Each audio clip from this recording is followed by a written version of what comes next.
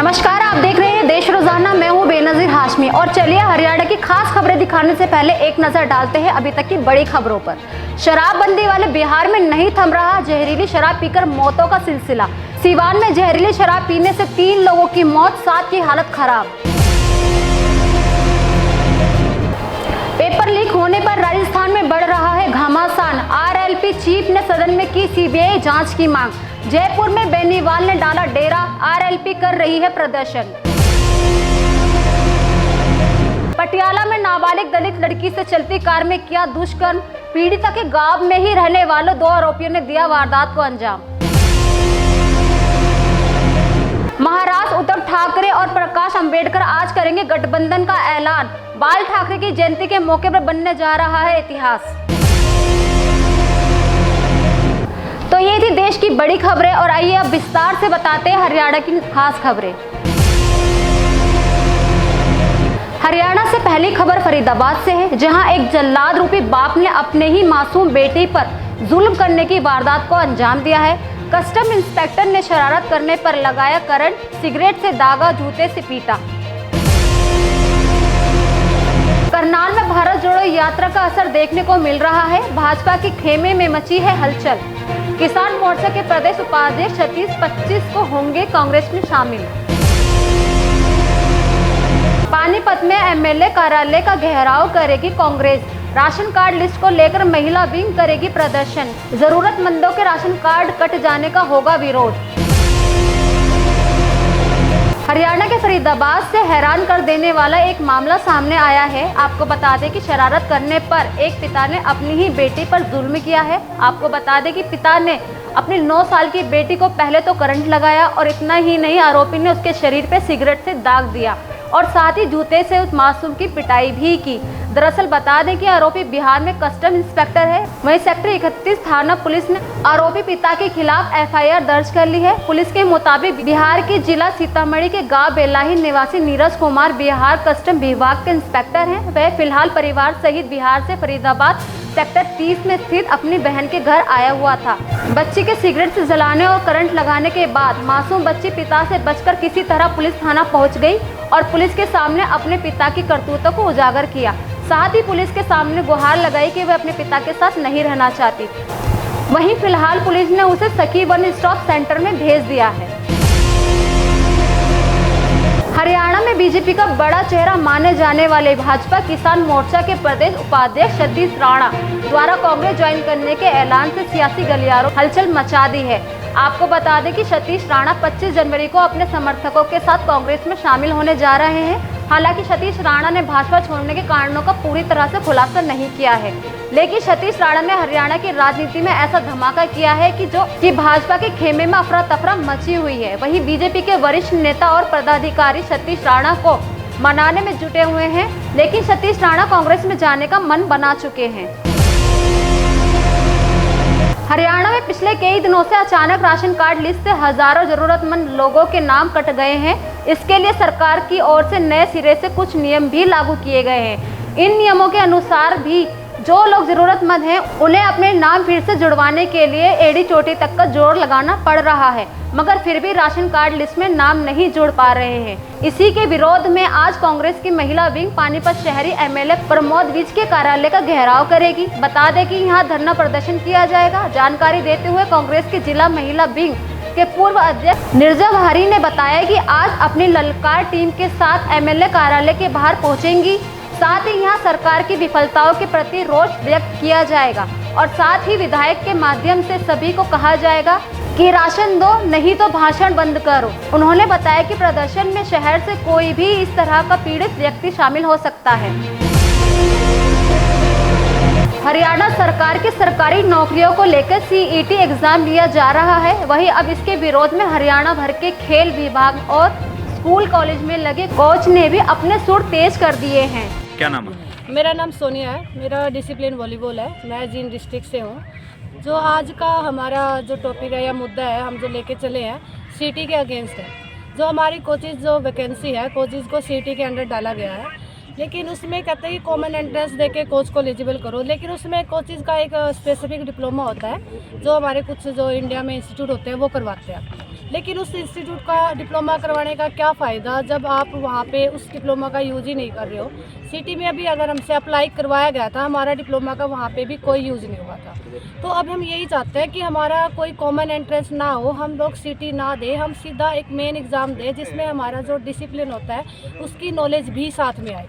क्योंकि अगर common knowledge के साथ हमें क्या करना है, जब अब अगर प्लेयर को आप तैयार करना चाहते हो तो उसके लिए हमारे जो मेन जो डिसिप्लिन होता है उसकी नॉलेज ज़्यादा मैटर करती है।